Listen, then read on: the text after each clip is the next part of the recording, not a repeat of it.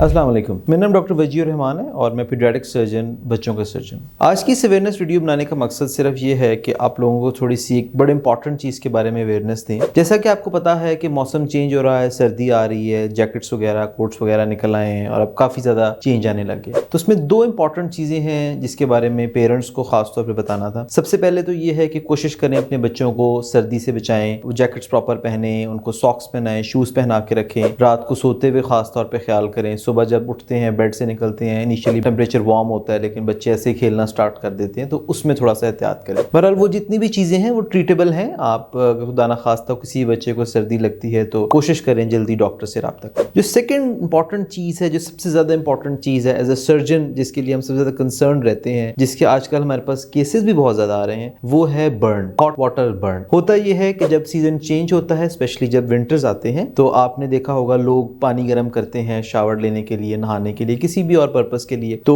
अब को होता यह है कि अक्सर जगह पे घरों में नीचे चूल्हे पड़े होते हैं, वो नीचे बड़े से बर्तन में पानी जमा करते हैं और वो उधर ही पड़ा रहता है और बच्चा खेलता खेलता अनफॉर्चुनेटली उसमें गिर जाता है। तो वो एक बहुत बड़ा प्रॉब्लम है। सिमिलरली अगर किसी ने वॉशरूम में शावर लेना है, बाथ लेना है, बच्चे को नहलाना है, बाल्टी में गर्म पानी रख दिया जाता है और उस गर्म पानी के साथ फिर जब वो बच्चा उसमें जाता है तो उसके लिए काफी ज्यादा प्रॉब्लम क्रिएट हो जाते हैं। तो ये जो बर्न का इशू है ये बहुत बड़ा ग्रेव इशू है, क्योंकि burn goes on for life. एक दफा अगर खुदा ना खास्ता किसी बच्चे को कोई बर्न हो जाए कहीं पे स्किन पे, तो वो उसका स्कार मार्क, वो उसका निशान सारी उम्र उसके साथ रहता है। और इनिशियली फेज में जब खुदा ना खास्ता जब इस तरह बच्चा किसी गर्म पानी में गिरता है, गर्म दूध उसके ऊपर गिरता है या गर्म पानी से वो शावर देते हैं, बहुत ज्यादा गर्म होता है, तो जो स्किन उसकी जल जाती है, तो वो बड़ा जो इनिशियल फेज होता है बड़ा डेंजरस फेज होता है, बड़ा क्रिटिकल फेज होता है। इसमें इवन बच्चों की डेथ्स भी हो जाती हैं, इतना सीवियर ये फेज होता है। तो ये इसको कभी लाइट ना लें। कोशिश करें जब भी आप गर्म पानी यूज कर रहे हैं अपने घर में, खास नजर रखें कि बच्चे उस तरफ ना जाएं और बच्चों को उससे दूर रखें। और खुदा ना खास्ता अगर कभी इस तरह का इंसिडेंट हो जाए तो इमीडिएटली फौरन बच्चों को हॉस्पिटल लेकर आए। सेकेंड जो इंपॉर्टेंट चीज है जो हमने लिटरेचर में भी देखी, वो ये है कि जो साउथ एशियन कंट्रीज हैं, India, Pakistan, Bangladesh, these are called tea lover nations. यहाँ पे चाय का इस्तेमाल बहुत ज्यादा होता है। अब जिस तरह विंटर्स आ गए हैं, चाय, कॉफी, हॉट बेवरेजेस ये बहुत कॉमन है हमारे सोसाइटी में। तो जो सेकंड मोस्ट कॉमन बर्न्स हमारे पास आते हैं वो ये चाय की वजह से आते हैं। होता ये है कि पेरेंट्स ने, एल्डर्स ने चाय बनाई, ट्रे रखी टेबल के ऊपर, बच्चा टॉडलर जो होता है उसने नीचे नया नया चलना सीखा होता है, वही वॉक से हियर एंड देयर वो हर जगह चलता फिरता रहता है और वो किसी भी कप को हाथ मारता है और सारी चाय उसके ऊपर गिर जाती है। सेम इज द केस, वो बर्न है, शदीद बर्न है और उसमें जो है ना उसका स्कार मार्क, उसकी मॉर्बिडिटीज, उसकी मोर्टेलिटीज बहुत सवियर होती हैं, बहुत शदीद दर्द होती है बच्चे के लिए। बच्चे के जो नेक्स्ट 15-20 डेज या इवन मंथ्स तक उसकी ड्रेसिंग्स करनी पड़ती हैं, वुंड्स गेट इन्फेक्टेड और इस तरह के मल्टीपल प्रॉब्लम्स हमारे पास आ जाते हैं। थर्ड जो विंटर्स के लिए इंपॉर्टेंट चीज है वो that is again related to this temperature, वो ये है कि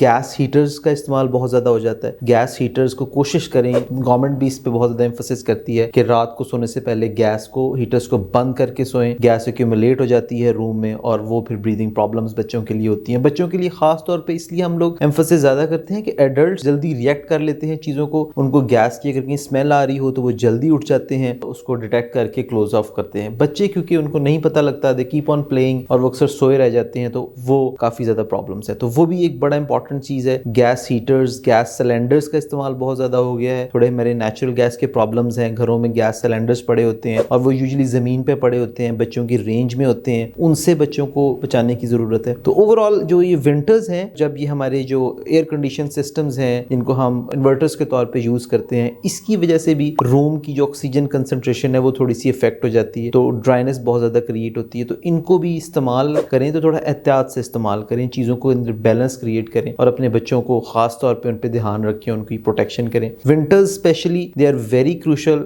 कि बच्चों को आपने हर पॉइंट ऑफ व्यू से बचाना है, सर्दी से भी बचाना है और गर्म पानी, दूध, चाय, गैस हीटर्स, इन सब चीजों से भी बचाना है। तो अगर खुदा ना खास्ता फिर भी किसी बच्चे को ये प्रॉब्लम होता है तो आप हमसे कांटेक्ट कर सकते हैं और हम कोशिश करेंगे कि उसका बेहतरीन इलाज किया जा सके। Thank you.